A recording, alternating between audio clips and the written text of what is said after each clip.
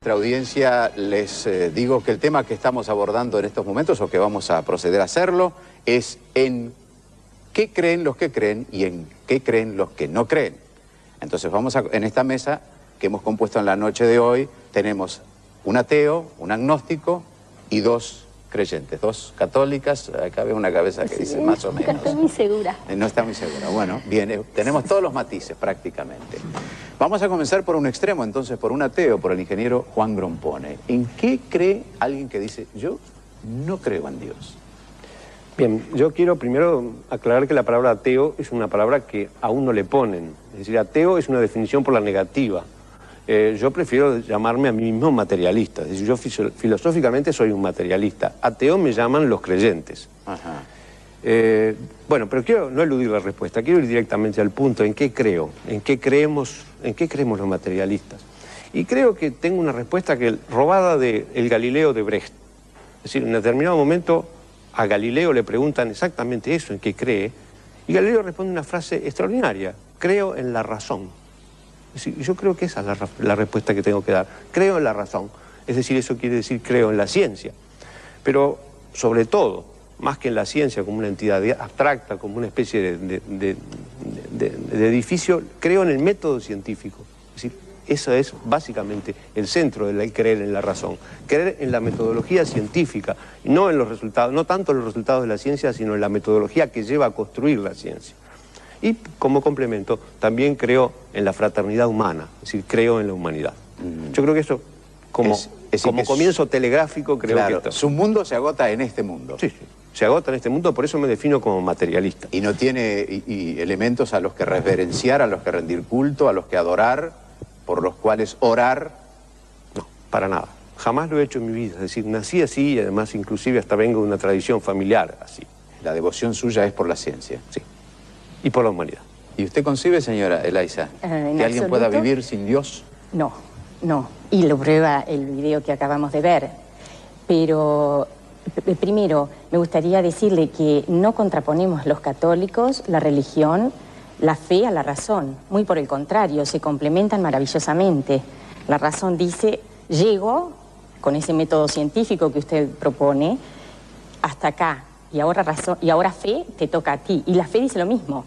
Te doy esto y ahora tu razón sos la que tenés que desmenuzar estas verdades. O sea que hay una complementariedad maravillosa entre la fe y la razón para los católicos.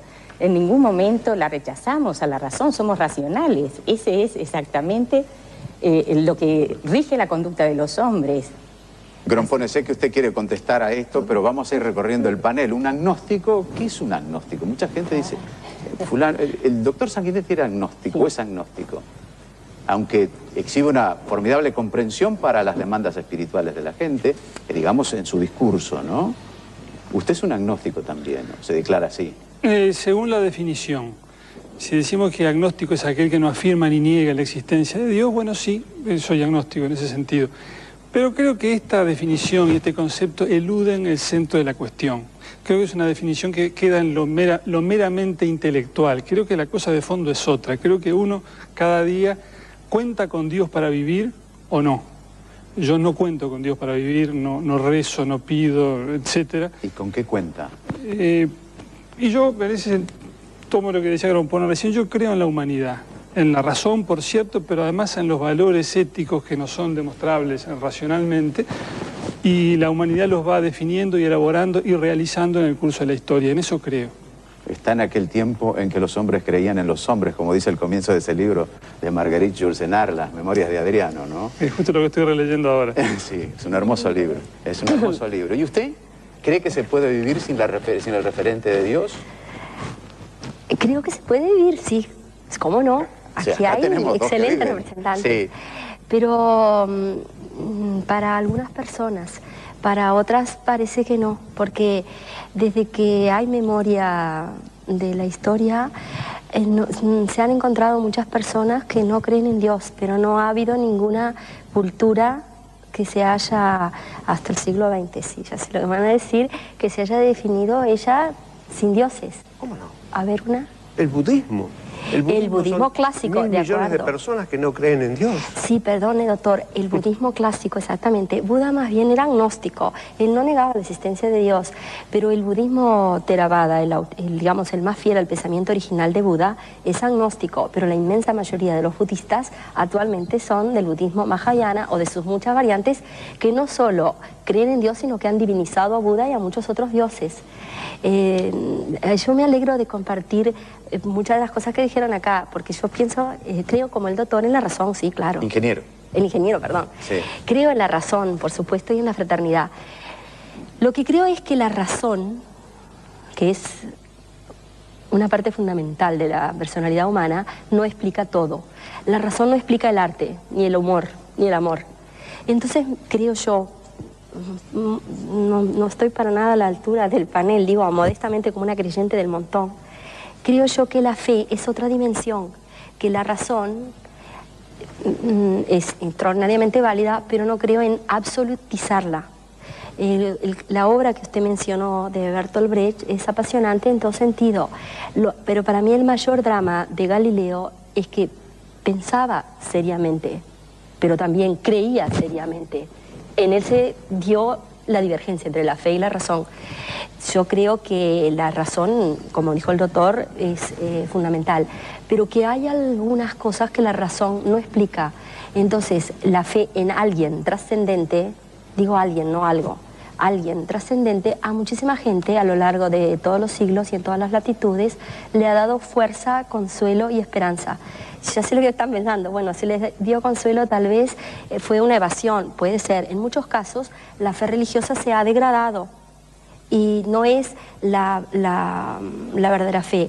Las críticas a todas las religiones, de Feuerbach, de Marx, de Freud y sobre todo a mí me parece la más tremenda, la de Nietzsche, son muy válidas. Ningún creyente maduro debería desestimarlas, pero aún aceptando que en muchísimos casos tienen razón, la auténtica fe no niega la razón, solamente admite, acepta o siente, porque usted nombró a Bertolt Brecht, bueno, yo estoy hablando demasiado.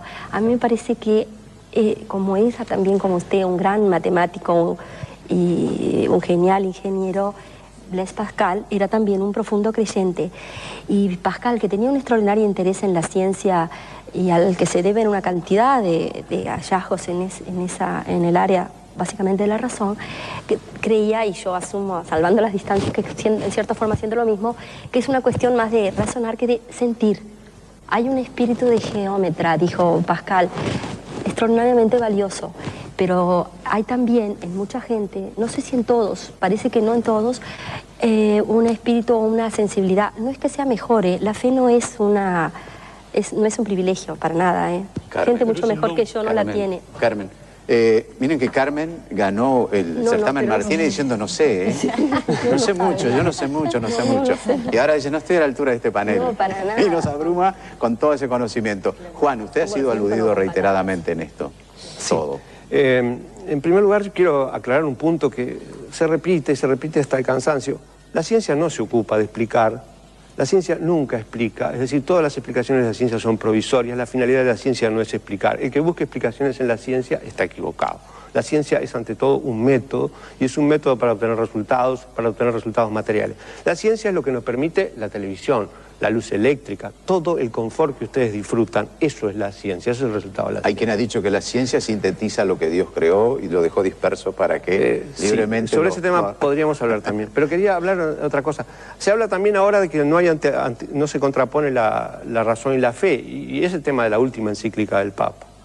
Pero yo quiero recordar que sí se anteponen, es decir, se anteponen en la historia, porque el Papa acaba de pedir perdón, entre otras cosas, por todas las barbaridades que la fe cometió en contra de la razón. A los 350 años de la condena de Galilei, también este mismo Papa pidió perdón por la condena a Galilei, por decir, señores, habíamos cometido una barbaridad, este buen hombre tenía razón. En el 1500, la fe no nos dejaba disecar cadáveres. De ahí nació la medicina que todos ustedes creyentes disfrutan hoy. Pero en el 1500 eso era una herejía espantosa y la prohibían, y hubo gente que fue quemada por eso. En el 1600 no nos dejaban decir que la Tierra giraba alrededor del Sol. Gracias a eso hoy vuelan los aviones y hay luz eléctrica. En el siglo pasado, hace 150 años, hace 150 años creían que la Tierra tenía 4.004 años, porque eso era lo que decía haciendo unos números estrambóticos acerca de la Biblia. Es decir, eso pasó hace el siglo pasado. La evolución de las especies es una cosa que todavía es rechazada por una enorme cantidad de cristianos, y en particular es una cosa que aún la Iglesia Católica, que sin duda está muy adelantada respecto a los demás sectores cristianos, sigue rechazando veladamente. Y voy y termino con esta última cosa. En La razón y la fe, la última encíclica del Papa, menciona a los grandes pensadores cristianos del siglo XX, con una notoria y terrible omisión. Omite a Pierre Teilhard de Chardin, un jesuita que tenía la doble condición, era hombre de ciencia, era antropólogo, era teólogo. Sin embargo, eso no parece mencionado. Fue el primer hombre que se atrevió a defender la evolución de las especies y que hasta 1950, prácticamente hasta su muerte, fue prohibido por sus ideas demasiado terribles, demasiado avanzadas. De modo que no me vengan a decir que la fe y la ciencia se contraponen. Hasta hace por lo menos 30 o 40 años estaban absolutamente contrapuestas y permanentemente en lucha. Y si se quiere, es una cuestión de los últimos 15 minutos que no se contrapongan. Señora de Varela. No estoy para nada de acuerdo. Primero me gustaría ir a los conceptos. ¿Qué es la fe? La fe es el asentimiento libre a unas verdades reveladas por Dios.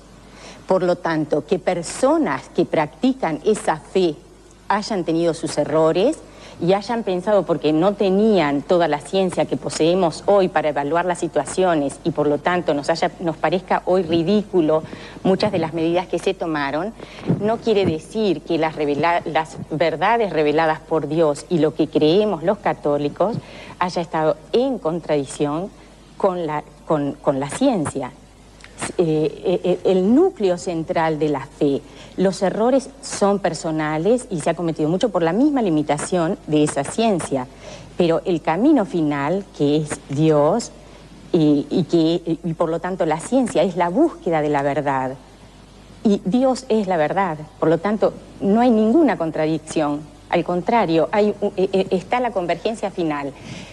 Que haya habido errores, sí, lo sabemos todos, y que estamos limitados por los conocimientos de hoy también, y que dentro de 20 años va a haber mucho más conocimientos científicos, es verdad, pero eso no quiere decir que se contrapongan, que se vaya despacio con algunas cosas, sí, se va despacio hasta que se puede, con ese método científico que usted dice que la Iglesia y que la fe no usan, sí que utilizan. Para los estudios de teología, por supuesto que se usa un método científico. Y sin embargo eso es ciencia y está la doctrina plasmada además en la ciencia. No es solo una teoría.